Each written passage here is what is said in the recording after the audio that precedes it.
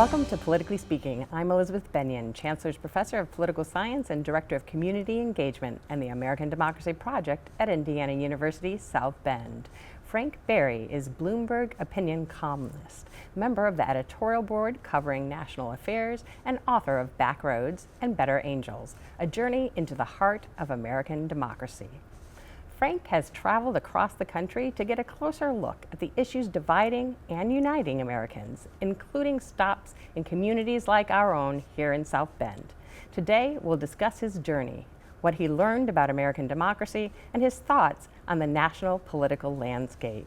Frank, it's so good to have you here. Great to be here. Thanks for having me. Now, I want to start by asking you what made you decide to go on this journey across the Lincoln Highway from New York to San Francisco, and why in an RV? Great questions. I was looking for a different way into the story that everybody was talking about, which was why is America so divided? There's been a lot of ink spilled on that question and a lot of conversations around it. It's a really important question. But I also wanted to explore what holds us together as a country. And so I stumbled across the Lincoln Highway, which lots of people have never heard of. Even in some communities where it runs through, people are aware of it, but they don't know that it runs from coast to coast, from New York all the way to San Francisco.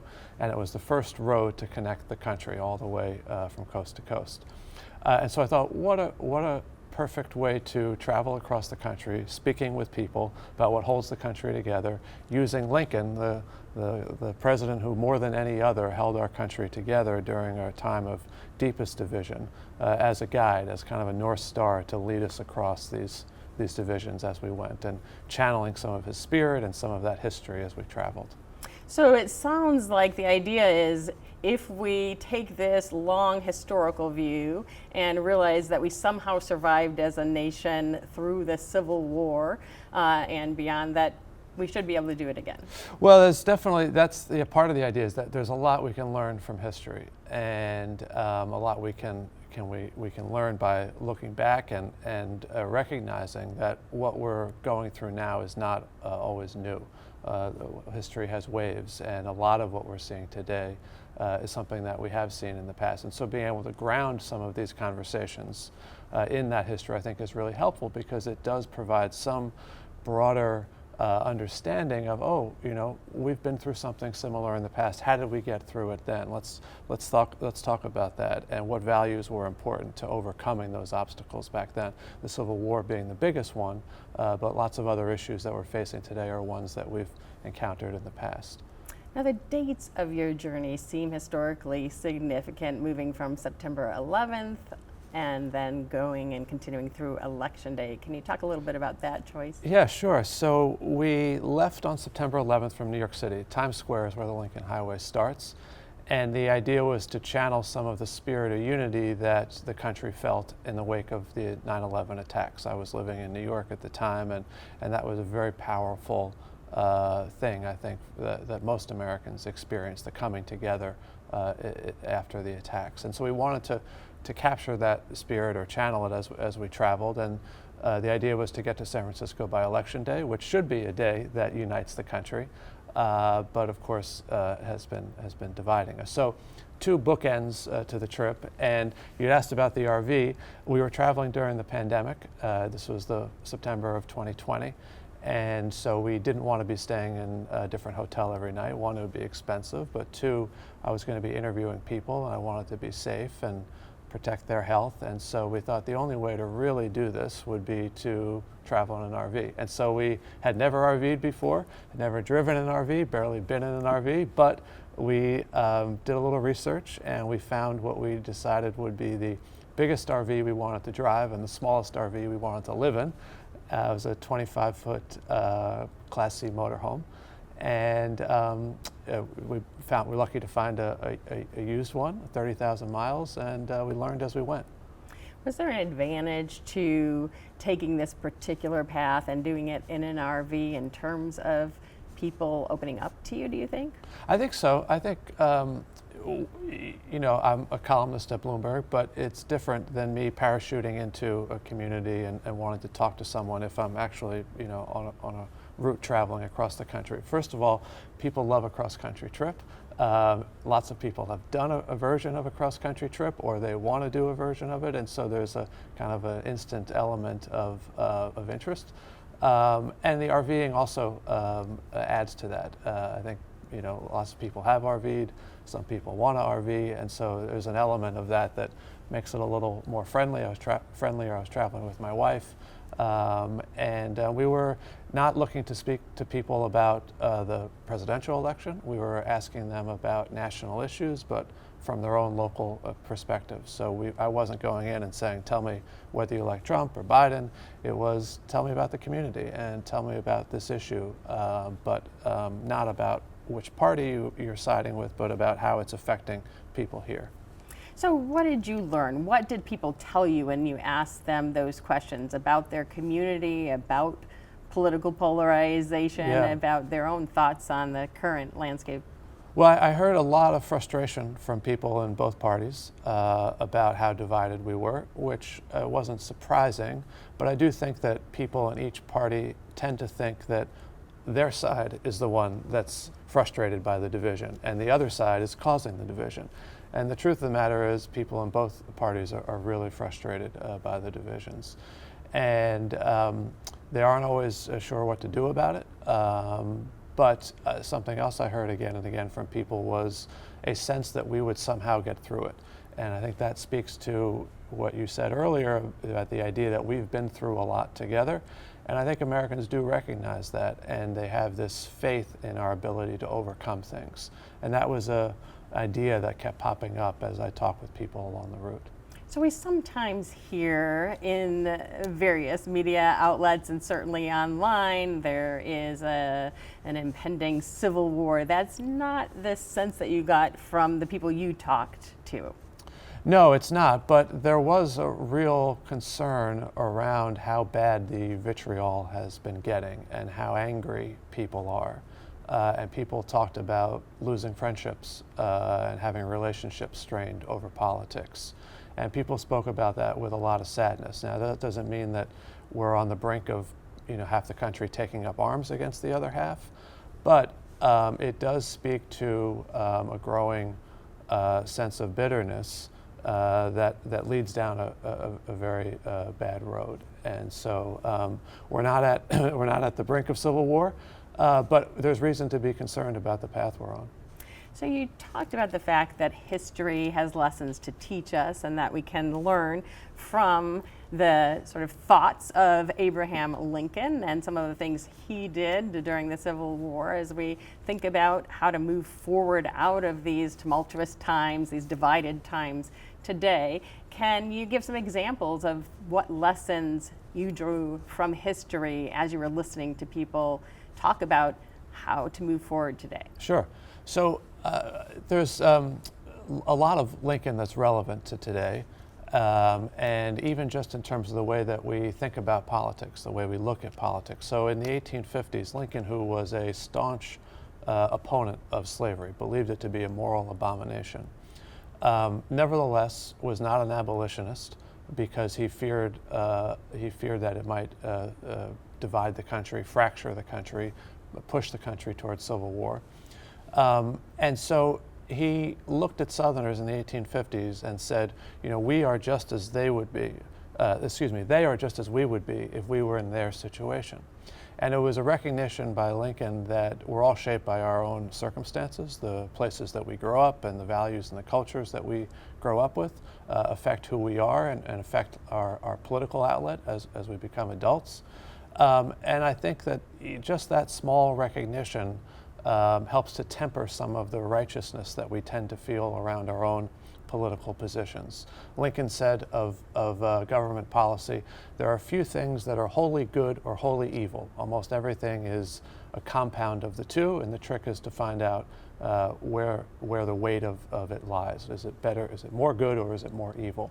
And I think that way of looking at politics, not black and white, but shades of gray, is a very healthy thing that we can apply to all different kinds of issues. I want to ask about slavery in particular, though, because that seems like a really powerful quote and a powerful lesson today, but in the case of slavery, are you arguing it's not wholly evil? No, Lincoln would say it is wholly evil, but it became a political question for him. That what a moral question is sometimes different from what a political question is. So if Lincoln had been an abolitionist, he would not have been elected president. And so there are choices that people in elected office make in terms of leadership. And Lincoln was always trying to push the country forward, but he was trying to do it in ways that would succeed. And he recognized that you can't be too far ahead of public opinion. And so even though he thought slavery was a moral abomination, he was not shouting from the rooftops that we need to abolish it. Today you can look back and say that's wrong. You should always stand up and say, and push for the right thing. But Lincoln recognized that it could permanently split the country. His primary interest was in saving the country. And he believed that he could push towards the abolition of slavery by taking a more gradual approach. That sounds like a lesson that you mention in the book, which is that of patriotic pragmatism. I wonder if you could talk a little bit about that, what it means, and how you think it could serve us today. Yeah, patriotic pragmatism, I talk about in the book, is this idea of putting country over party, of recognizing that the other side often has a point, that there is value in compromise, that we don't need to demonize the other side all the time, that there is good to be had in reaching across the aisle. That's a spirit that I think both parties ought to be able to embrace, that can help move the country forward. It's not always the most rewarding. It's not always what gets attention online and on cable news. But it is that spirit, which I do think Lincoln embodied, has been so important over our history to moving us towards greater freedoms and greater rights. Now, can you provide any examples of that in the people that you spoke to, whether here in South Bend or elsewhere along your journey? Sure. We spoke to a lot of people who, in fact, I was kind of seeking out people who, for the most part, were looking for those that middle ground. People who were interested in talking to the other side, and so. I, for instance, on a very difficult issue of guns, I sat down with owners of where you go to shoot birds and skeet, and talk with them about whether or not there was more opportunity for some of this middle ground on gun issues. And after meeting with them, I sat down with a state senator in Colorado who had lost his son in a mass shooting in the Aurora movie theater shooting, and put those same questions to him. And came away from both of those conversations believing that both groups, both people wanted to move to the middle, wanted to have opportunities to adopt sensible, pragmatic policies. But it was also around an issue of trust. And could one side trust the other? And trust is so important to this idea of patriotic pragmatism and the idea of reaching across the aisle. If you don't trust the other person on the other side of the aisle, you're not going to reach across. Instead, you're going to demonize them because you don't believe anything good can come out of it. And so trust is so important to politics. Civil conversation is so important to trust. And so one of the things I'm trying to do in the book is to highlight how civil conversation can help build more of that trust, which can lead to more good outcomes.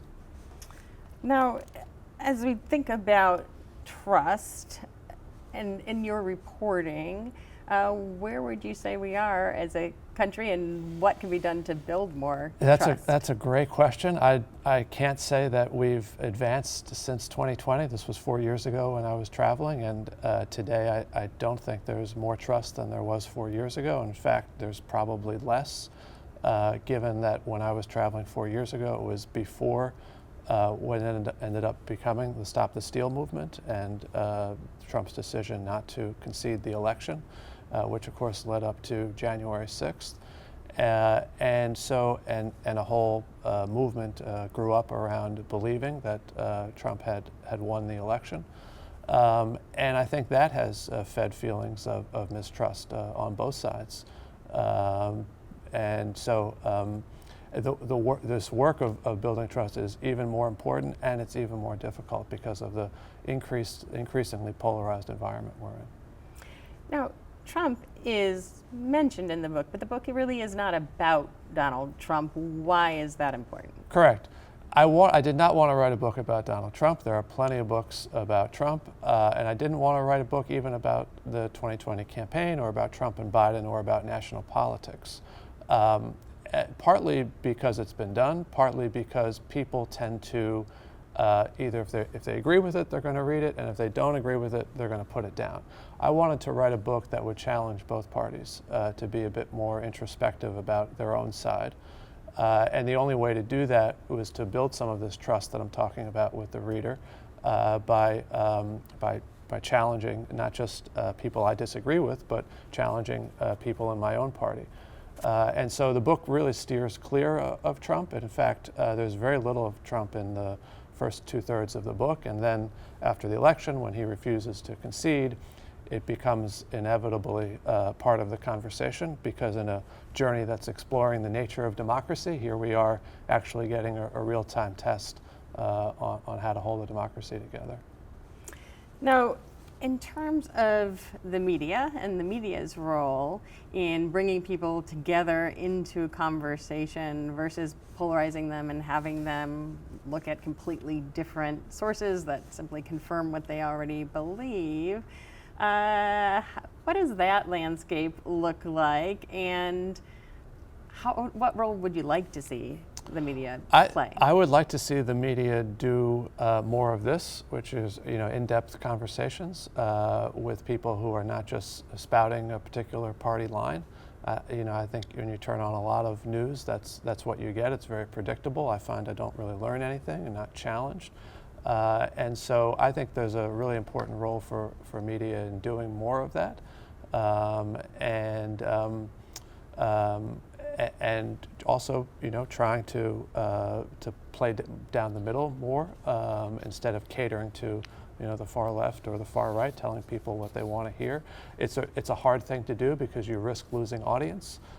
People want to cancel their subscriptions and they stop watching, and that's the nature of running media as a business, but it's really important. I was with a minister recently who told me a good preacher steps on toes, and I think that's true of good media too. You've got to be willing to step on people's toes and not just the toes on the other side. Now, speaking of stepping on toes, or perhaps trying not to step on toes, what were some other lessons you learned from the people you talked to, either through your reporting or as you traveled for the book, in terms of ways that they're building bridges that might give us some tips, ideas, or hope for the future? Yeah, well, there's a great example here in South Bend. So when I came through South Bend, it was just before Amy Coney Barrett had been nominated to the Supreme Court. And I met up with a woman named April Ladinsky, who some of your viewers may know. She was volunteering at an abortion clinic, Whole Woman's Health, here in town that happened to sit on the Lincoln Highway. And so I talked with her about that experience. She explained to me how difficult it was to open the clinic, how it had taken some years and faced lots of opposition. But after it opened, she did something really unusual, and she reached out to a couple of women in the pro-life movement and said, why don't we try to have a conversation, and why don't you come over to my home and we'll sit down and we'll talk. And they did that, and April was very hopeful that they would find some middle ground and be able to work together. After the conversation, they realized there actually wasn't very much middle ground at all, but they concluded that was okay because they enjoyed the conversation and they enjoyed each other's company, and they decided to keep talking. And out of it, they even wrote an op-ed for the South Bend Tribune in which they said this has been really hard work.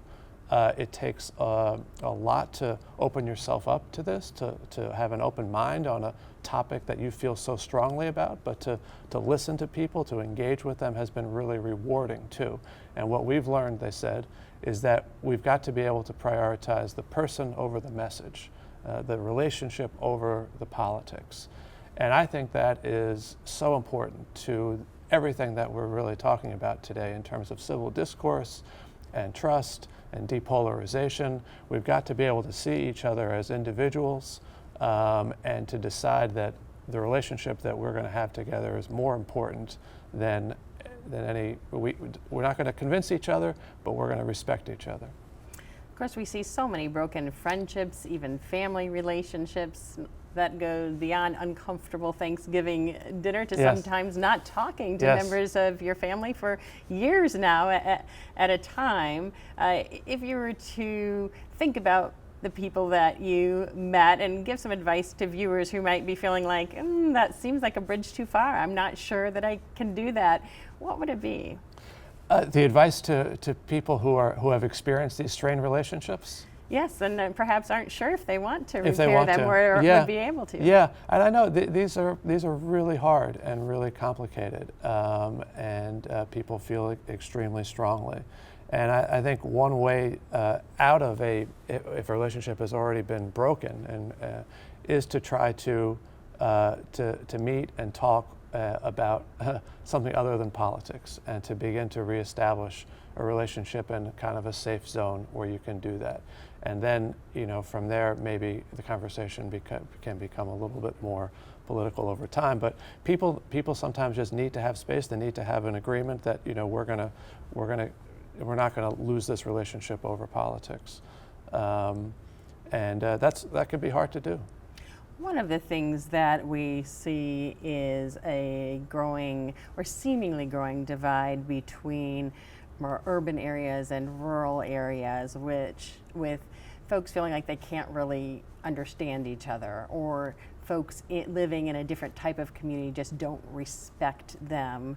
Do you see ways to bridge that divide? And did you hear very different things or some similar things as you traveled both in big cities and very small rural communities? Yeah, I certainly heard different things from rural and urban people, including, I mentioned, in speaking to the owners of the gun sporting club. They said, things are different for gun owners here than they are in the city. They were outside of Denver. And they said, why should we have the same rules for gun ownership in the country as they do in the city? And so there's always going to be that tension and those differences. Bridging them is difficult, but it does start with conversation and developing relationships and developing trust. And part of that is, I think, people in urban areas spending more time listening to people in rural areas, and vice versa. This is not just Democrats who need to go out and understand rural America. I think it's, that responsibility flows both ways. Those are difficult challenges for both parties, I think, to tackle. I think it starts with a willingness in party leaders, a desire to recognize that there's political gain to be had in votes in those areas. That's a healthy thing. That's part of what makes democracy work, is you want to be able to go out and get those votes. When a party writes off a rural area or writes off an urban area, that's when I think it starts to get really dangerous. Now, one of the things you've said is that it's important to see shades of gray and to balance responsibility. I wonder if you could tell us briefly what that means. How did Lincoln do it, and how can we do it today? Sure. So I'm going to tell a quick story about visiting the Arizona border with Mexico, because I think it illustrates it. After the Lincoln Highway ended, we kept traveling. We went down to the border, and I met with the sheriff there, and he said they have a trafficking problem, drugs trafficking, human trafficking, and went down and took a tour took a ride along of the wall and saw the wall going up. And he said the wall helps to push that trafficking away from the town that it was going up in front of, and so it serves a purpose. It also allows agents to have a little bit more time in trying to track down the people who are crossing and apprehend them. But he said, but I also know a wall is not the end-all and be-all. It's not the panacea. We also need more. We need more cameras. We need more technology. We need more staffing. And he said we need more legal immigration too. And I think that is something that we don't hear enough of from people on the right. And also on the left, we don't hear enough that that we have border security challenges and we need to secure the border. But I do think that most Americans, the majority of Americans, would agree that we need both of those things. We need to secure the border and we need to be able to let more people come here legally, because this has always been a nation of immigrants. We benefit from immigrants, our economy benefits, our culture benefits. We want that. And we haven't had a comprehensive immigration reform law in 40 years. They've been talking about it in Washington for more than 20. Tried to get it done recently? Yes. Well, even the bill that would have passed would have mostly a border security bill. And so we need more legal immigration. And the fact that the sheriff recognized that, to me, was a reflection of the fact that most Americans recognize that we're a nation of immigrants and we need more immigrants. The system is broken, we have to fix it, and that's got to be part of the solution. It's very interesting, and both guns and immigration, the stories you're hearing match what we see in public opinion polls, but not in political rhetoric. That's right. So it sounds like we, Yes. the people, need to start leading a little more That's in right. these discussions. Not in political rhetoric, and also not in our campaigns, because so many of the campaigns for Congress and even for state office get decided in the primary. And where are the votes in the primary? They're in the extremes. They're in the most ideological voters. And so the incentives are to run to the far ends, to the far left and the far right, and we end up with a Congress that reflects that, because that's where the rewards are. And so we've also got to be able to find new ways to incentivize centrism and this idea of patriotic pragmatism. All right, well, thank you so much. Unfortunately, that is all the time we have for this week's Politically Speaking. I want to thank our guest, Frank Berry, for being here today. I'm Elizabeth Bennion, reminding you that it takes all of us to make democracy work. We'll see you next time.